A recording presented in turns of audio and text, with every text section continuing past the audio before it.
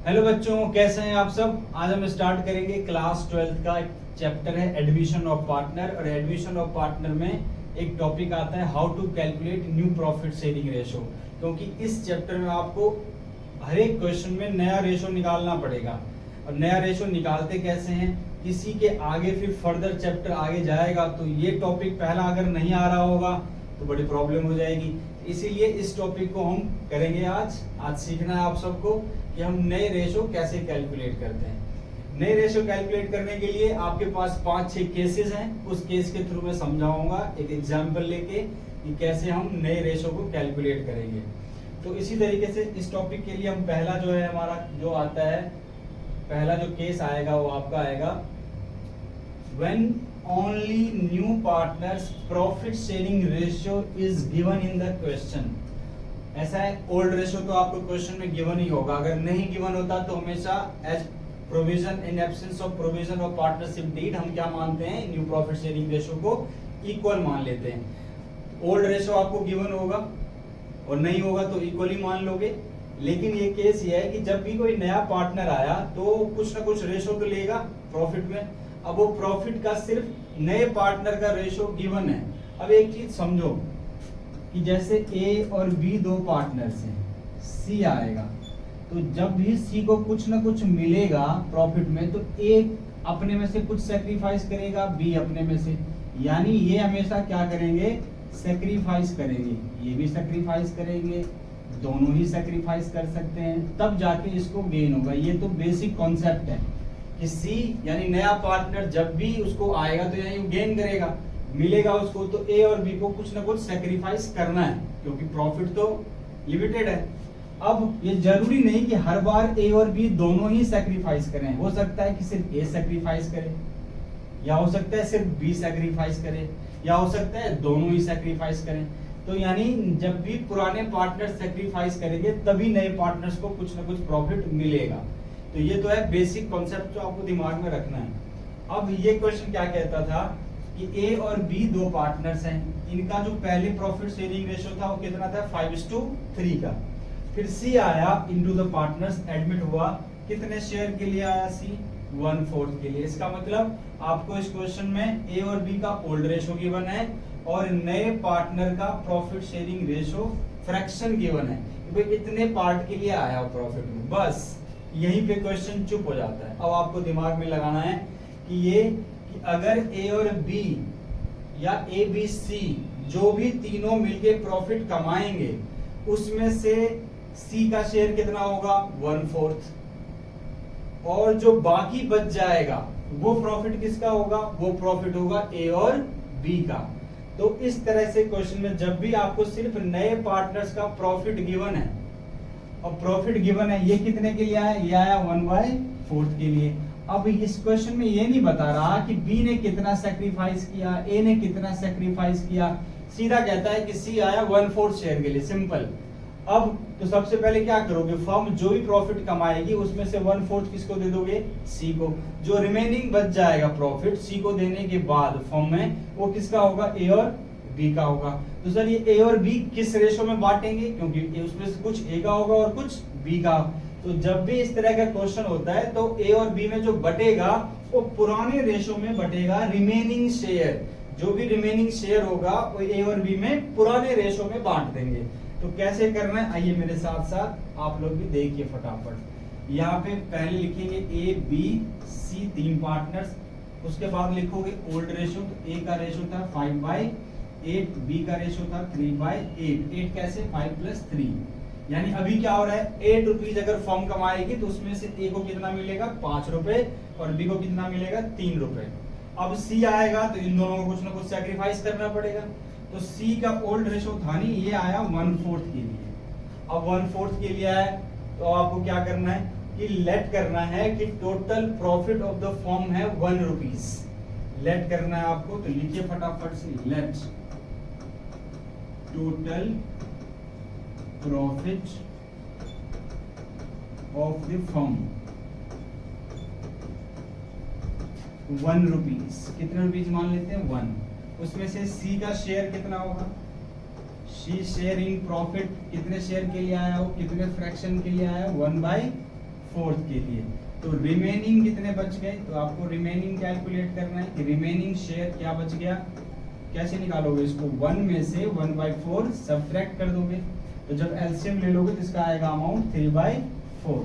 अब ये जो 3/4 है, इस 3/4 में अब किसका किसका शेयर रह गया, इसमें ए का और बी का। अब इसमें से कितना ए कितना बी, ये रेशो बता ही नहीं रहा, क्वेश्चन बता ही नहीं रहा, तो जो इनका पुराना रेशो था 5 और 3, उसी रेशो में इस फ्रैक्शन को बांट देंगे। तो सबसे पहले सर 3/4 जो रिमेनिंग बचा उसको पुराने रेशो यानी 5/8 से मल्टीप्लाई कर दो। इसमें भी जो रिमेनिंग शेयर था 3/4, इसको मैंने 3/8 में डिस्ट्रीब्यूट कर दिया, बांट दिया, मल्टीप्लाई कर दिया, यानी इसके 2 टुकड़े कर दिए। देखो 3/4 को 2 टुकड़े कर दिए, एक को 5/8 से मल्टीप्लाई कर दिया, फिर उसी को 3/8 से मल्टीप्लाई कर दिया। तो यानी ये 5 3 जा 15 अपॉन में 32, फिर आया 9 अपॉन में 32। तो ए का अब जो नया रेशो हो गया 15/32, बी का हो गया 9/32, और सी को हमें क्या ध्यान रखना है कि डिनोमिनेटर सबका क्या होना चाहिए, इक्वल, तभी तो फ्रैक्शन आएगा, तभी तो रेशो आएगा। तो इसको किससे मल्टीप्लाई करें, 8 से मल्टीप्लाई कर देते हैं, तो इसका भी आ जाएगा 8/32, क्योंकि मुझे इससे मल्टीप्लाई इसलिए करना पड़ा क्योंकि डिनोमिनेटर तीनों को क्या करना है, इक्वल। अब आपके पास न्यू रेशो आ गया 15:9:8, ये आपका नया रेशो हो गया। सिंपल है कि जब भी नया पार्टनर आया, जितने भी फ्रैक्शन ऑफ शेयर के लिए आया, सिर्फ उतना ही बता रहा है क्वेश्चन, तो आपको total profit of the firm लेट कर लेना है 1, उसमें से सी का शेयर जो था 1/4 उसको दे दो, रिमेनिंग जो शेयर बचेगा उसको ए और बी में डिस्ट्रीब्यूट कर दो, बांट दो मतलब उस फ्रैक्शन से मल्टीप्लाई कर दो, पुराने वाले फ्रैक्शन से मल्टीप्लाई कर देंगे, खत्म। ये हो गया आपका केस 1। इसमें आप मल्टीप्लाई करके न्यू रेशो कैलकुलेट करते हैं। अब आ जाइए आप केस 2 पे। केस 2 क्या कहता है, when new partner acquire profits in a particular ratio में ले रहा है। इस बार क्या होगा, देखो ए और बी पुराने पार्टनर्स होंगे, मान लो सी नया आएगा, तो ये लोग जो इसको जैसे मान लो 1/4 के लिए आ रहा है, ये तो इनका पर्टिकुलर फ्रैक्शन ए कितना सैक्रिफाइस कर रहा है और बी कितना सैक्रिफाइस कर रहा है, ये क्वेश्चन में इस बार गिवन होगा। ए ने कितने दिए, इसका ए ने कितना दिया और बी ने इसका कितना दिया, तो ये क्वेश्चन में गिवन होगा। अब समझो कैसे, देखो पी क्यू पार्टनर्स थे, जिनका पुराना रेशियो था 4:3, they admit R as a partner. नया पार्टनर कौन आया, आर आया, फॉर कितने शेयर के लिए, 1/4 शेयर इन द प्रॉफिट्स। ये यहां तक था पहला केस 1 कि भाई आर आया 1/7 के लिए। अगर सिर्फ क्वेश्चन यहीं पे खत्म हो जाता तो 1 में से 1/7 माइनस करते, रिमेनिंग शेयर को आप पुराने रेशियो में मल्टीप्लाई कर देते। लेकिन आगे क्या बता दिया, विच ही मतलब वो, ये मतलब आर ने अक्वायर्स किया मतलब लिया equally from P and Q. R ने इक्वली लिया फ्रॉम पी एंड क्यू से। अब इक्वली लिया मतलब क्या, कितने पार्टनर से लिया, पी और क्यू से। तो कितने पार्टनर्स थे, 2। इक्वली का मतलब हो गया 1:1। इक्वली का मतलब हो गया 1:1, हाफ उससे और हाफ उससे ले रहा है। यही पी क्यू आर 3 पार्टनर से ले रहा होता तो हो जाता 1:1, यानी 1/3 हो जाता। लेकिन यहाँ पे 3 पार्टनर्स तो ले नहीं रहा, पार्टनर्स कितने से ले रहा है, पी और क्यू से। तो पी और क्यू मतलब कितने पार्टनर, 2। इक्वली मतलब 1:1, यानी 1/2 और 1/2, यही निकल के आएगा। 1/2 में ले रहा है। अब इसको कैसे सॉल्व करना है, अब देखो मेरे साथ साथ आ जाओ आप। तो पहले यहाँ लिखोगे पी क्यू और नया पार्टनर है आर। पुराना रेशो लिखो पहले इसका 4/7, 3/7। आर का ओल्ड रेशो तो हो ही नहीं सकता। फिर आर आया कितने शेयर्स के लिए, 1/7 शेयर के लिए। विच ही मतलब आर ने अपने शेयर आधा इससे लिया और आधा इससे लिया। तो आपको क्या करना है, 1/7 को पहले आपने इस रेशो से मल्टीप्लाई करना है, इस रेशो से। तो ये रेशो क्या हो गया, इसको 2 टुकड़े करोगे तो 1/7 × 1/2 और 1/7 × 1/2। तो 1/7 × 1/2 यानी इसका हाफ किससे लिया, उसने पी से लिया। क्यू से कितना लिया, अपने 1/7 × में 1/2, ये भी उससे लिया। तो अब पी के पास खुद कितना रह गया, तो पहले 4/7 थे, ये ब्रैकेट वाला पार्ट उसने दे दिया r को, q के पास पहले कितने थे 3/7, ये ब्रैकेट वाला पार्ट दे दिया उसने r को, तो इनके पास कितना रह गया, तो सब्ट्रैक्ट कर दो, तो एलसीएम आएगा 4/7 माइनस में 1/14, एलसीएम आएगा 7 और 14 का 14, 7 2 जा 14, 4 2 जा 8, 8 माइनस में 1, यानी ये आ गया 7/14। इसके पास p के पास अब कितना रह गया 7/14, इसका ले लो तो ये आया 3/7 माइनस में 1/14, तो ये एलसीएम लोगे इसका आएगा 14, 7 2 जा 14, 3 2 जा 6, 6 माइनस में 1 यानी 5/14 आ गया ये। इसी तरीके से अब डिनोमिनेटर तो इक्वल करना ही है, तो यहाँ 14 है, यहाँ 14 है, तो यहाँ भी क्या करना पड़ेगा 14, तो किससे मल्टीप्लाई करोगे इसको 2 से मल्टीप्लाई कर दोगे तो कितना अमाउंट आ जाएगा ये 2/14, तो न्यू रेशो हो गया 7/5/2, ये आपका आ गया नया रेशो 7/5/2। तो सर क्या समझ में आया कि इस क्वेश्चन में नए पार्टनर का फ्रैक्शन दे रखा था प्रॉफिट का, और साथ में ये भी दे रखा था यहाँ से आगे ये भी दे रखा था कि उसने कैसे एक्वायर किया, मतलब लिया, कैसे लिया, तो एक पर्टिकुलर फ्रैक्शन में 1:1 में दे रखा था। यही क्वेश्चन मान लो होता 3:2 में, यही होता 5:3 में, तो कुछ भी हो आपको ऐसे ही करना है। पहले 3:2 में होता तो क्या करते 1/7 को पहले 3/5 इंटू में 2/5 से मल्टीप्लाई करते, फिर इसमें से सब्ट्रैक्ट कर देते।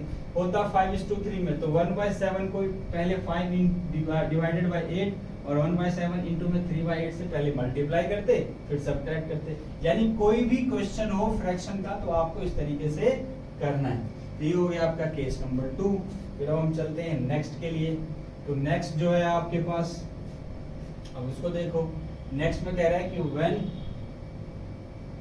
when new partner acquire profit in a particular fraction, जैसे अभी आपको दे रखा था, और sum of the profit fraction given by the old partners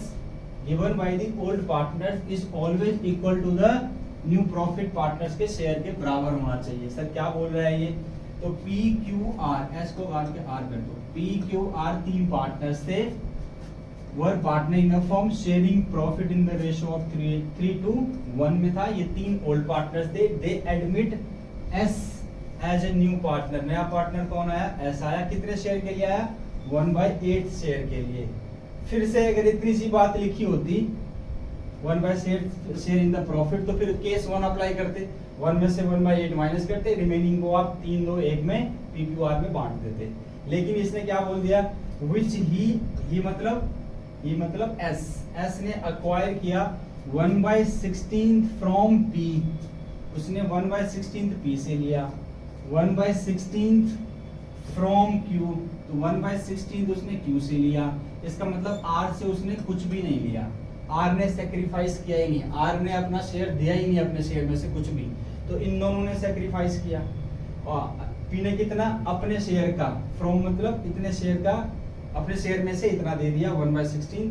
तो पहले ये चेक करो कि जब भी कोई ओल्ड पार्टनर्स नए पार्टनर्स को अपना फ्रैक्शन दे रहा होता है, तो ये ध्यान रखना कि अगर जितना ये दे रहे हैं, एक बार ध्यान से इसको समझो, P Q R नया पार्टनर है S आया 1/8 के लिए, उसमें से P दे रहा है अपने में से 1/16, Q दे रहा है अपने में से 1/16, ये दे ही नहीं रहा इसको, तो इन दोनों का सम हमेशा इसके इक्वल आना चाहिए। तो आप चेक कर लो 1/16 प्लस 1/16 इक्वल टू 1/8। आप एलसीएम लेंगे तो ये कितना आ जाएगा, एलसीएम लोगे तो 16 का 16, 1 + 1 2, 2/16 यानी कैंसिल होके 1/8 आ जाएगा। तो ये आना चाहिए, जितना ये सेक्रीफाइस कर रहे हैं उतना एस को मिलना भी तो चाहिए। कभी कभार ये इक्वल नहीं आएगा, ये कभी कभार 1 के इक्वल आ जाएगा, जितना ये दे रहे होंगे ना ये 1 के इक्वल आ जाएगा। तो उसको कैसे करना है मैं आपको नेक्स्ट स्लाइड में कराऊंगा। फिलहाल अभी क्या हो रहा है कि जितना P और Q दे रहे हैं उनका सम डायरेक्टली S के इक्वल आ रहा है। तो जब भी उनका सम डायरेक्टली S के इक्वल आ जाए, तो आपको क्या करना है, सीधा जो भी P का रेशो था, P का रेशो कितना था पहले 3/6, उसमें से डायरेक्ट माइनस कर दो 1/6। इसका कितना था 2/6, डायरेक्ट माइनस कर दो 1/6। इसका कितना था 1/6, तो इसका अभी भी 1/6 ही रहेगा क्योंकि इसने कुछ सेक्रीफाइस किया ही नहीं। तो बात समझ में आ गई कि कब आपको डायरेक्टली माइनस करना है, जब जितना पार्ट पी क्यू आर मान लो दे रहे हैं और उनका सबका सम नए पार्टनर्स के फ्रैक्शन ऑफ प्रॉफिट के इक्वल हो रहा है, तो आपको डायरेक्ट माइनस कर देना है, कोई मल्टीप्लाई कोई डिवाइड नहीं करनी। करेक्ट? तो आप देखो इसको करना कैसे, आ जाइए मेरे साथ साथ। अब यहां लिखेंगे P Q R और S। इसका रेशो था 3/6, इसका था 2/6, इसका था 1/6, ये आया 1/8 के लिए। अब उसमें से 1/16 इसने दे दिया डायरेक्ट माइनस, क्योंकि चेक कर लिया, क्योंकि इन दोनों का सम जो दे रहे हैं उसके इक्वल आ रहा है, तो डायरेक्टली माइनस करना है, आपको कुछ सोचना ही नहीं है।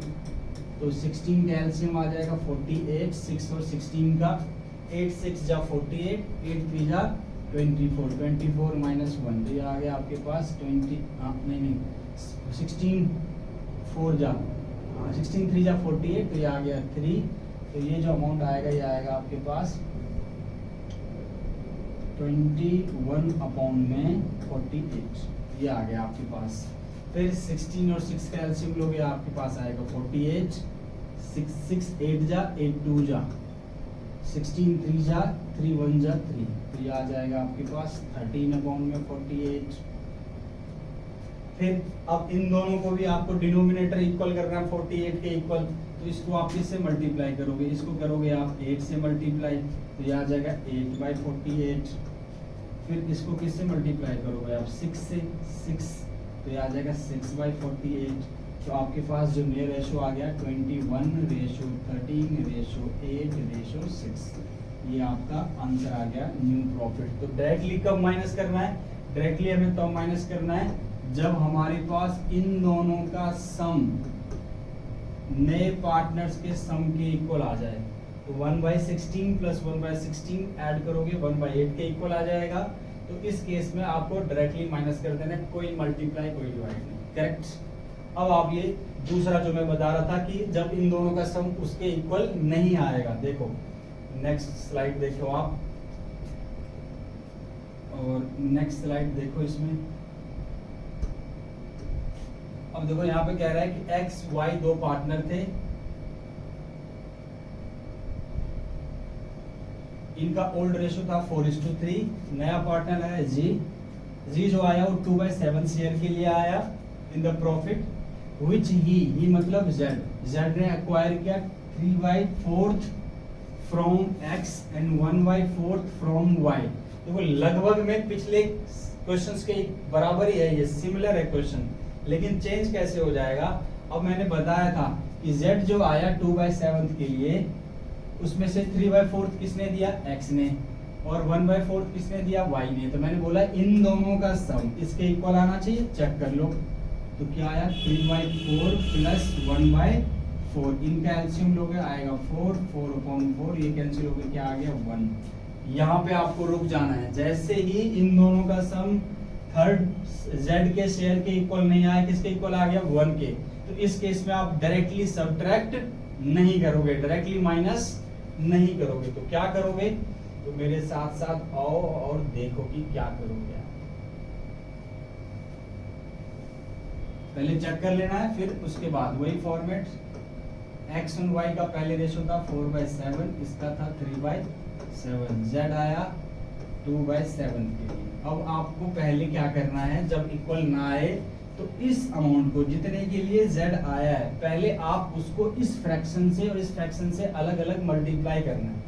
तो 2/7 ये वाला मल्टीप्लाई बाय जितना x ने दिया था, कितना 3/4, इसको पहले इससे मल्टीप्लाई करना पड़ेगा। फिर 2/7 इंटू में जितना y ने दिया था 1/4, ये आपको पहले मल्टीप्लाई करना पड़ेगा, फिर आपको सब्ट्रैक्ट। तो समझ में आ गया होगा कि आपको मल्टीप्लाई करके फिर सब्ट्रैक्ट करना है, किस केस में, जब इक्वल ना आए, और डायरेक्टली माइनस कब कर देना है, जब इक्वल आ जाए।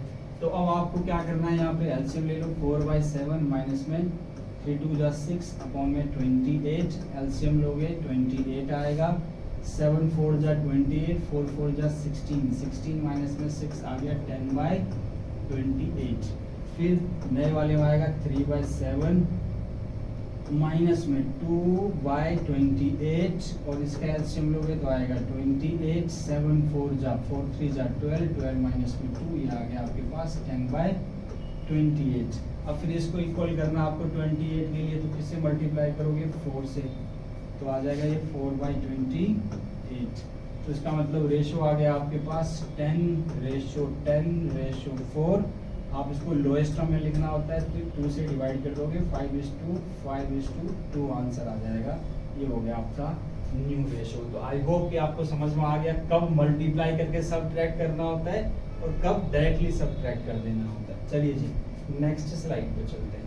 तो नेक्स्ट स्लाइड हमारा क्या कहता है? नेक्स्ट स्लाइड कहता है when new profit sharing ratio is not given in the question. अब नया पार्टनर आएगा तो, बट नया पार्टनर कितने शेयर के लिए आएगा ये डायरेक्टली नहीं दे रखा होगा, आपको डायरेक्टली दे नहीं रखा होगा। देखो कैसे, ए और बी 2 पार्टनर्स थे, इनका पहले ये रेशो था, सी ज्वाइन हुआ नया पार्टनर। अब ये कितने शेयर के लिए आए क्वेश्चन में गिवन ही नहीं है, तो कैसे निकालोगे? अब मान लो ए और बी पहले से थे, सी आया, बट सी कितने प्रॉफिट शेयरिंग रेशो के लिए था? अभी तक हर बार हर क्वेश्चन में दे रखा होता था, लेकिन इस बार दिया ही नहीं हुआ। बट ये पता लग सकता है, कह रहा है कि ए ने इतना पार्ट दिया मान लो, बी ने इतना पार्ट दिया मान लो, तो इन दोनों का जो सम होगा वो इसका आ जाएगा प्रॉफिट। तो यही वाला कॉन्सेप्ट है यहाँ पे। ए ने कितना सरेंडर किया यानी सेक्रीफाइस किया, बी ने कितना सरेंडर किया यानी सेक्रीफाइस किया, जितना इन्होंने सेक्रीफाइस किया उन दोनों को जोड़ देंगे तो सी का शेयर निकल आएगा। यही वाला कॉन्सेप्ट है यहाँ पे। अब देखो यहाँ पे, तो सी ज्वाइन हुआ, A surrender 1/4 of his share, B surrender 1/5 of his share.